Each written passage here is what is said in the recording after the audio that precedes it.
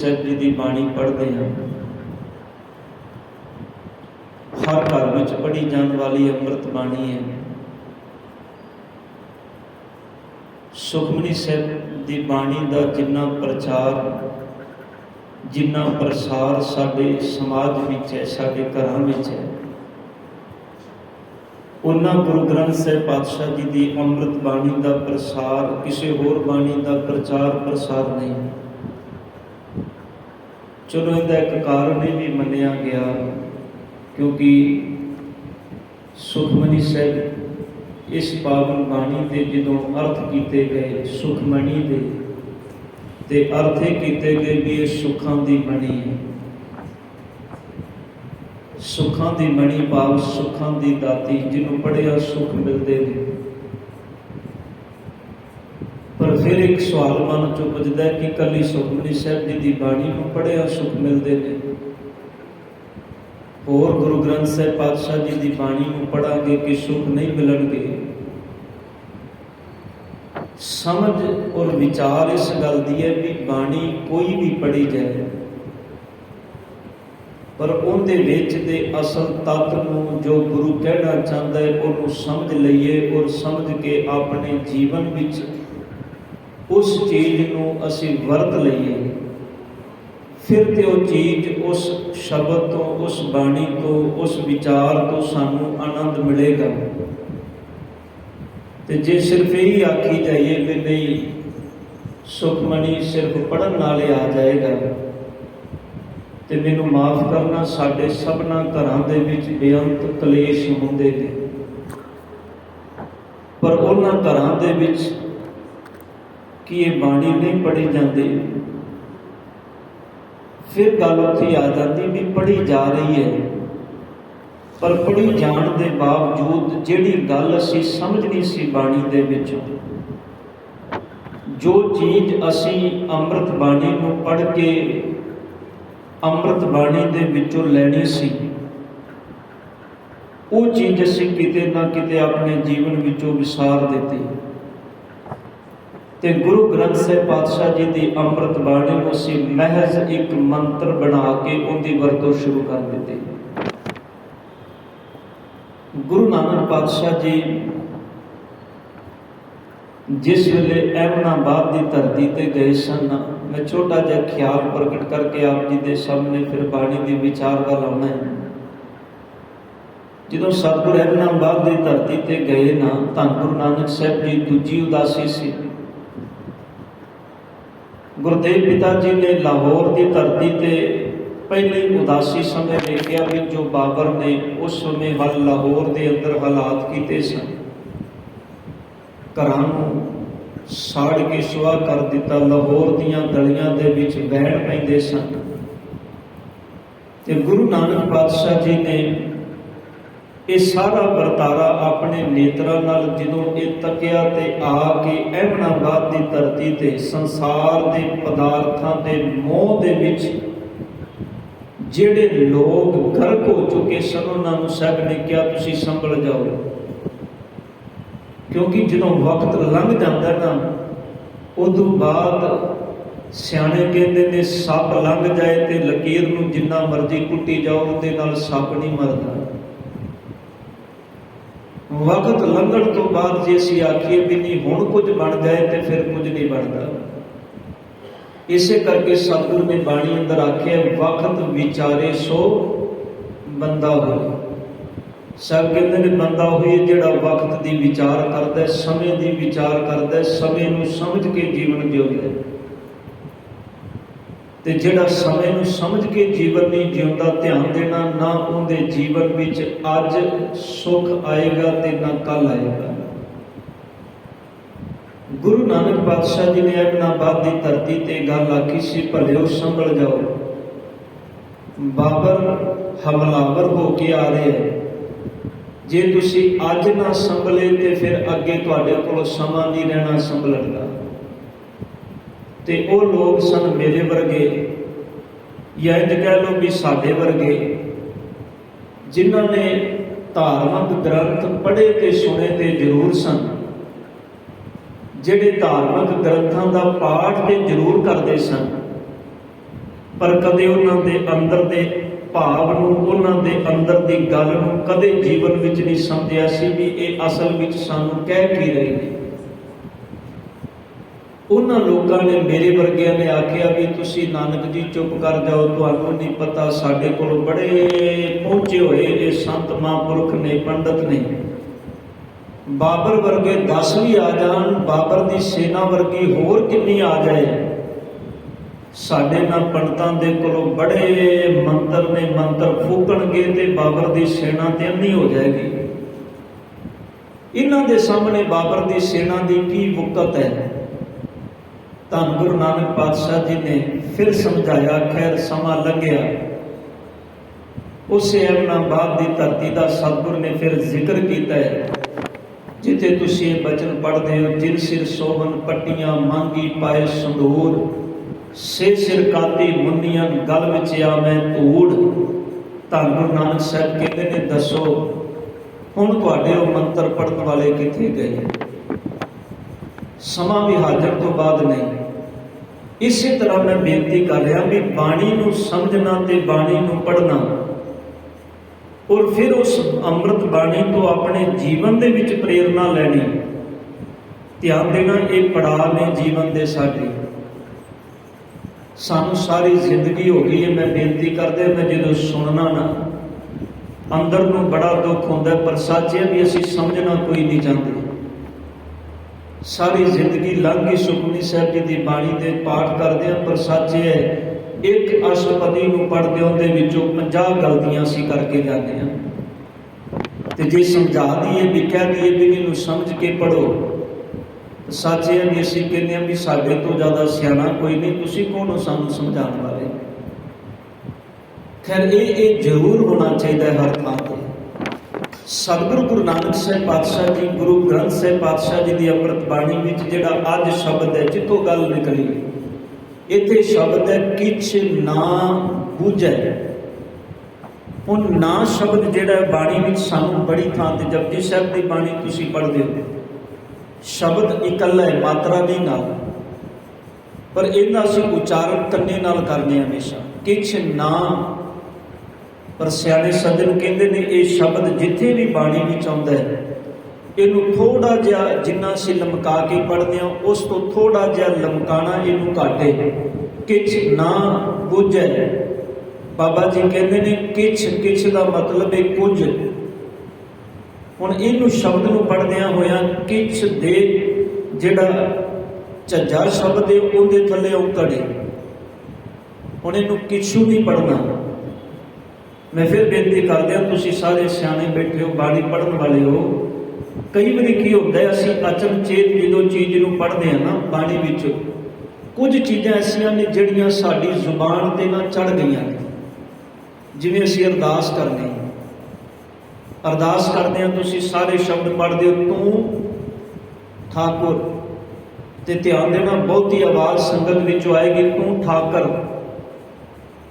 ਹੁਣ ਮੇਰੇ ਵਰਗਾ ਸਿਆਣਾ ਬੰਦਾ ਆਖੇਗਾ ਜੀ ਲੋ ਜੀ ਠਾਕਰ ਤੇ ਠਾਕੁਰ ਚੋਂ ਕੀ ਫਰਕ ਹੈ ਜੀ, ਤੁਸੀਂ ਮਾਤਰਾ ਲਾ ਦਿੱਤੀ, ਮੈਂ ਨਹੀਂ ਲਾਏ ਤੇ ਕੀ ਹੋ ਗਿਆ। ਪਰ ਧਿਆਨ ਦੇਣਾ, ਜੇ ਇਸ ਦੋ ਸ਼ਬਦਾਂ ਦੇ ਅਰਥ ਸਮਝੋਗੇ ਅੰਮ੍ਰਿਤ ਬਾਣੀ ਦੇ ਅੰਦਰੋਂ, ਭਾਈ ਸਾਹਿਬ ਭਾਈ ਕਾਹਨ ਸਿੰਘ ਨਾਭਾ ਜੀ ਨੇ ਇਹਨਾਂ ਦੋਨਾਂ ਸ਼ਬਦਾਂ ਦੇ ਅਰਥ ਜਦੋਂ ਕੀਤੇ ਨੇ, ਠਾਕਰ ਦਾ ਮਤਲਬ ਹੁੰਦਾ ਹੈ ਮੂਰਤੀ। ਅਸੀਂ ਕਹਿੰਦੇ ਹਾਂ ਠਾਕਰ ਦਵਾਰ। ਠਾਕਰ ਦਵਾਰ ਮੰਦਰ ਨੂੰ ਪਹਿਲੋਂ ਨਾਮ ਸੀ ਠਾਕਰ ਦਵਾਰ। ਇਹ ਮੰਦਰ ਨਾਮ ਬਾਅਦ ਵਿੱਚ ਪ੍ਰਚਲਿਤ ਹੋਏ ਨੇ। ਪਹਿਲੋਂ ਕਿਹਾ ਜਾਂਦਾ ਸੀ ਠਾਕਰ ਦਵਾਰ। ਠਾਕਰ ਦਵਾਰ ਦਾ ਮਤਲਬ ਹੁੰਦਾ ਸੀ ਉਹ ਥਾਂ ਜਿੱਥੇ ਮੂਰਤੀ ਦੀ ਪੂਜਾ ਹੁੰਦੀ ਹੈ। ਪਰ ਠਾਕੁਰ ਦਾ ਮਤਲਬ ਹੁਣ ਮੂਰਤੀ ਨਹੀਂ ਹੈ। ਠਾਕੁਰ ਦਾ ਮਤਲਬ ਹੈ ਹਾਜ਼ਰ ਨਾਜ਼ਰ ਪਰਮਾਤਮਾ। ਸਿਰਫ ਇੱਕ ਮਾਤਰਾ ਨੇ ਪੂਰੇ ਪ੍ਰਕਰਮ ਨੂੰ ਚੇਂਜ ਕਰ ਦਿੱਤਾ, ਬਦਲ ਦਿੱਤਾ। ਅਸੀਂ ਹੱਥ ਜੋੜ ਕੇ ਕਹਿੰਦੇ ਹਾਂ, ਮੇਰੇ ਮਾਲਕ ਜੀ ਤੂੰ ਸਾਡਾ ਮਾਲਕ ਹੈ, ਹਾਜ਼ਰ ਨਾਜ਼ਰ ਪਰਿਪੂਰਨ ਪਰਮਾਤਮਾ, ਤੇਰੇ ਚਰਨਾਂ ਵਿੱਚ ਸਾਡੀ ਅਰਜ਼ੋਈ ਹੈ। ਤੇ ਜੇ ਸ਼ਬਦ ਪੜ੍ਹ ਜਾਗੇ ਤੂੰ ਠਾਕਰ, ਤੇ ਇਹਦਾ ਮਤਲਬ ਹੋਏਗਾ ਹੇ ਮੂਰਤੀਮਾਨ ਪਰਮਾਤਮਾ, ਸਾਡੀ ਤੇਰੇ ਅੱਗੇ ਅਰਜ਼ੋਈ। ਧਿਆਨ ਦੇ ਨਾਲ ਅਰਥ ਬਦਲ ਗਏ ਨਾ ਦੋਵੇਂ। ਕਿੱਥੇ ਗੁਰੂ ਨਾਨਕ ਸਾਹਿਬ ਪਾਤਸ਼ਾਹ ਜੀ ਦੀ ਪੂਰਾ ਕਨਸੈਪਟ ਹੀ ਚੇਂਜ ਹੋ ਜਾਂਦਾ ਗੁਰਬਾਣੀ ਦਾ, ਪੂਰਾ ਪ੍ਰਕਰਨ ਹੀ ਬਦਲ ਜਾਂਦਾ। ਇਸੇ ਤਰ੍ਹਾਂ ਜਿੱਥੇ ਮਾਤਰਾ ਲੱਗਦੀ ਨਹੀਂ ਲੱਗਦੀ, ਇਸ ਚੀਜ਼ ਨੂੰ ਬੜੇ ਧਿਆਨ ਗੋਚਰੇ ਪੜ੍ਹੀਏ। सतगुरु गुरु अर्जन देव पातशाह कहते हैं, गुरु बाबा फरीद साहब जी, किछ ना बुझे। ये मेरे सतगुरु जी, मैनू आ जिहड़ी दुनिया के अंदर की मोह की पंड मैं चुकी अपने सिर ते, जिंदा जिक्र बाबा फरीद साहब जी ने दूजे श्लोक विच कीता, जो आप पिछे पढ़ के गए। फरीदा दर दरवेशी गाखड़ी, चलना दुनिया पत, बन उठाई पोटली, किथे वंजा कत। सतगुरा जिहड़ी मैं पोटली सिर ते बनी हुई है दुनियावी मोह पदार्थां दी, इनू मैं किथे जाके सुटा, मैनू थां नहीं मिलती। ते इत्थे बाबा फरीद साहब कहते हैं, किछ ना बुझे किछ ना सूझे। हे मेरे मालक जी, मैनू कोई बूझ नहीं आती पई। हुण बूझे शब्द ते सूझे शब्द इन्हां दे भी अर्थ सिमिलर नहीं है।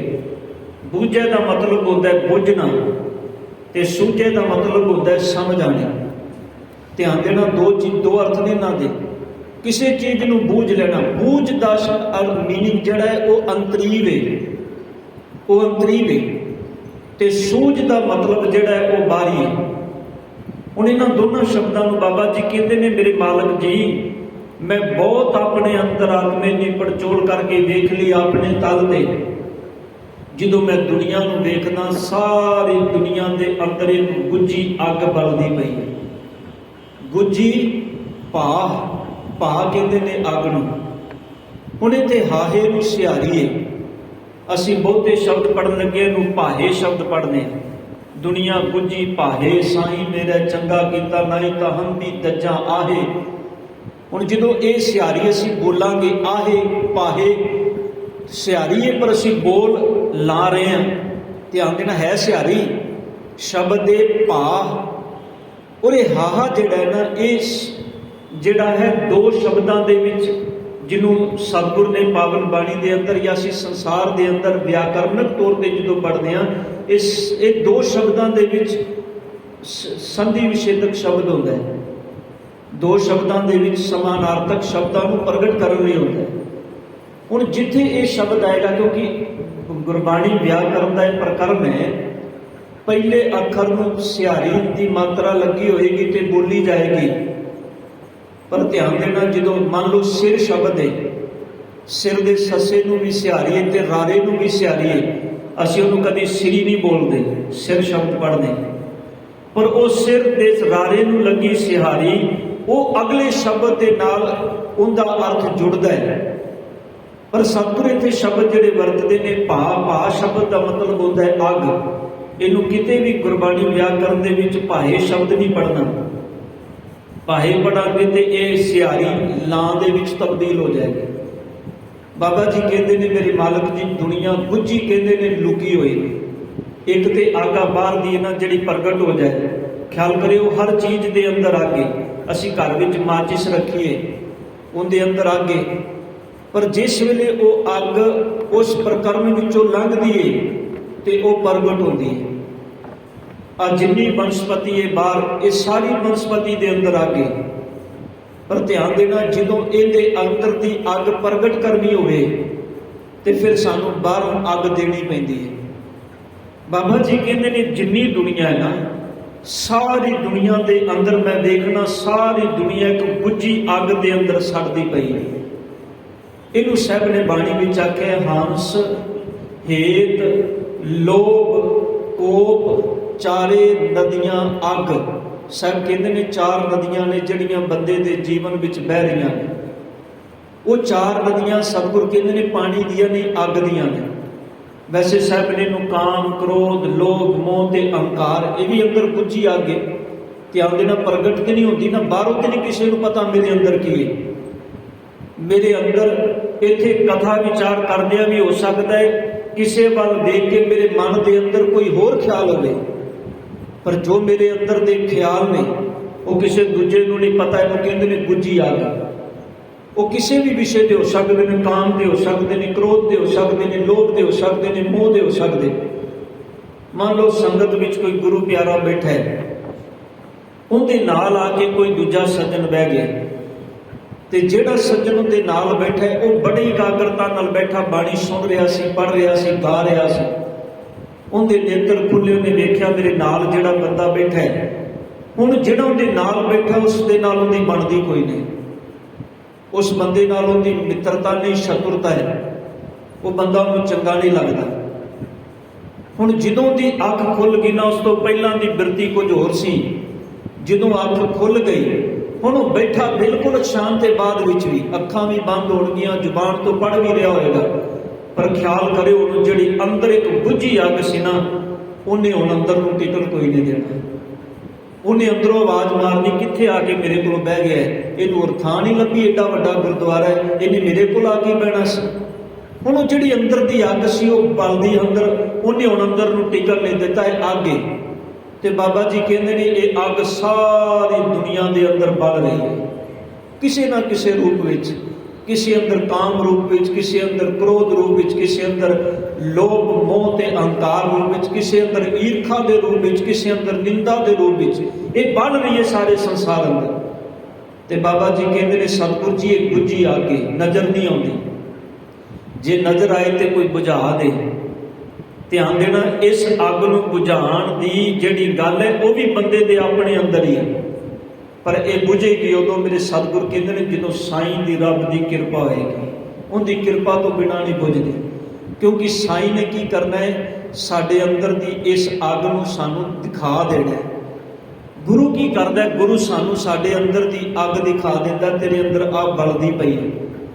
जिहड़ी चीज़ समझ आ गई ना भी बलदी पई है, ख्याल करियो उन्होंने बुझाना बड़ा सौखा हो जाता है।